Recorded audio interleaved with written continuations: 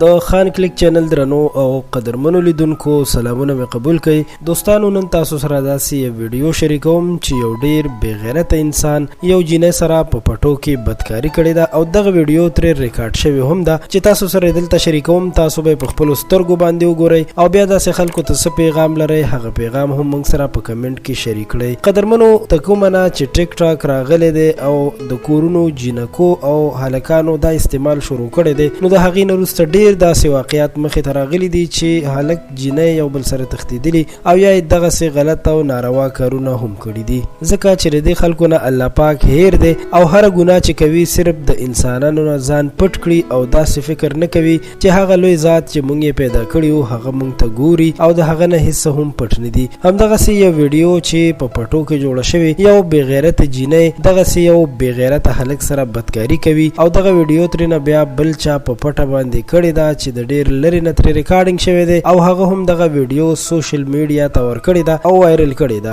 اگر که دا کار ښه هم نه و ځکه چې د چا شخصي ویډیوګانې اپلوډ کول ډیره غلطه خبره ده، خو که بله اړخ ته وګورو نو دوی هم څه ښه کار نه دی کړی ځکه الله پاک دوی هم وشرمول او د دوی ویډیو هر چا وکتله. قدرمنو غوښتل مو چې دغه ویډیو هم تاسو سره شریکه کړو خو د یوټیوب د څه پالیسۍ د وجې تاسو سره نشو شریکولی ځکه چې هغوی داسې ویډیوګانې نه پرېږدي. که بیا هم تاسو کتل غواړئ نو زموږ پیج خان کلیک ته په فیسبوک باندې میسج وکړئ چې تاسو ته مکمل ډیټیل او معلومات درکړو. ستاسو ډیره مننه کوم چې موږ سره د ویډیو تر اخره پاتې شوئ. تر بیا مو په لوی الله سپارم.